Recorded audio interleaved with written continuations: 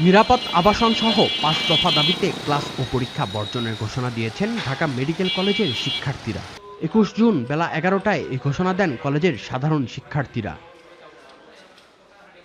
নতুন ছাত্রীনিবাস ও ছাত্রাবাস নির্মাণের জন্য দ্রুত বাজেট পাস, বিকল্প আবাসনের ব্যবস্থা, একাডেমিক ভবন নির্মাণের জন্য বাজেট অনুমোদন, পৃথকভাবে বাজেট পাস এবং সকল কার্যক্রমের অগ্রগতি পর্যবেক্ষণের জন্য শিক্ষার্থী প্রতিনিধি অন্তর্ভুক্তের দাবি জানান শিক্ষার্থীরা। শিক্ষার্থীরা বলেন, নতুন আবাসন ব্যবস্থা গড়ে তোলার জন্য বাজেট ঘোষণা করতে হবে এবং নতুন আবাসন ব্যবস্থা তৈরি না হওয়া পর্যন্ত বিকল্প আবাসনের ব্যবস্থা করে দিতে হবে। আমাদের ফজল রাব্বি হলের মেইন বিল্ডিংয়ের 4 তলা, এটাকে গত বছরই পরিত্যক্ত ঘোষণা করা হয়েছে। অর্থাৎ গত বছর থেকে এখানে কারো থাকার কোনো অনুমতি ছিল না, কিন্তু আবাসন সংকটের কারণে অর্থাৎ হলে আর কোনো জায়গায় থাকার সুযোগ না থাকায় আমাদের বাধ্য হয়ে এখানে থাকতে হচ্ছে। এবং রিসেন্টলি সবগুলো মেডিকেল কলেজে নবীনবরণ হয়েছে, অর্থাৎ এই বছর যারা মেডিকেল কলেজে চান্স পেয়েছে তাদের একটা ওরিয়েন্টেশন অনুষ্ঠান হয়েছে। কিন্তু আমাদের ঢাকা মেডিকেল কলেজে দুঃখজনকভাবে এটা করা সম্ভব হয়নি, কারণ আমাদের নবাগত K82 ব্যাচ যারা ছিল তাদের আবাসনের ব্যবস্থা কলেজ কর্তৃপক্ষ করতে পারেনি।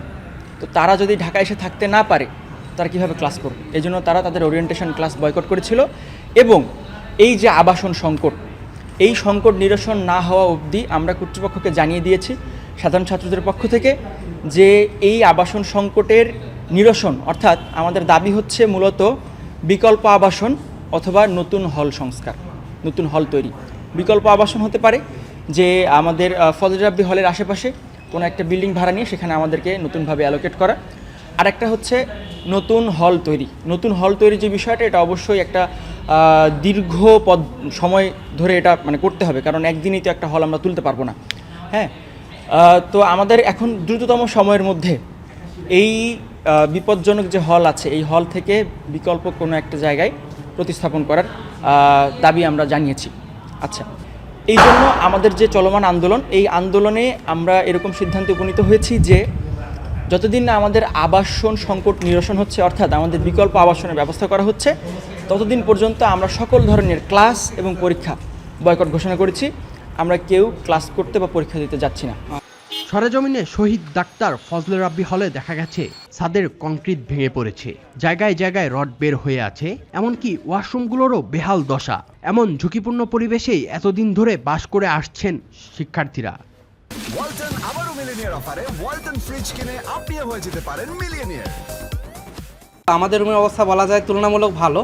তবে ভালো বলতে কি, আমাদের হচ্ছে ছাদও কিছুদিন আগে ধসে পড়ছিল একটা কোনায়, পাশাপাশি বর্ষাকালে বৃষ্টি হলেই দেখা যায় পানি চুয়ে চুয়ে পড়ে। এমনকি আমাদের পাশের রুমেই জানলা পর্যন্ত ভেঙে পড়ছে।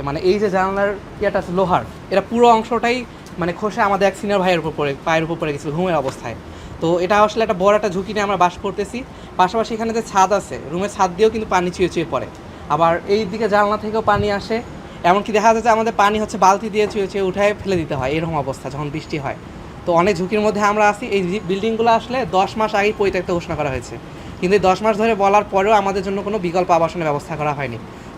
এটা হচ্ছে আমাদের 4র্থ তলার 335 নম্বর রুম, এখানে আমরা অবস্থান করতেছি। তো বেশ কয়েকদিন আগে ওই যে পিলারের ফাটল আমাদের এখানে একটা কর্নার থেকে আর একটা কর্নার পর্যন্ত বিস্তৃত হয়ে যাচ্ছে। দেন ওখান থেকে বেশ কয়েকদিন আগে রাত্রে যে পলেস্তারা ইট কংক্রিট সহ একটা বিরাট অংশ ধসে পড়ছে। তো আমার ওই 2 রুমমেট যারা ওখানে থাকে ওই ফাটলের পাশে, তারা ওই সময় ছিল না। যদি থাকতো তাহলে আহত বা নিহত হওয়ার একটা বড় সম্ভাবনা কিন্তু ছিল। এছাড়া আমাদের পাশে যে ওয়াশরুমটা ইউজ করি, ওই ওয়াশরুমটাও পরিত্যক্ত হয়ে গিয়েছে, ওখান থেকেও রড ইট কংক্রিট সহ ধসে পড়ছে। এটা 28-29 তারিখের দিক, এবং এরপর ওখানে আর ক্লিনও করা হয় না, দরজার পাল্লাও ভাঙা।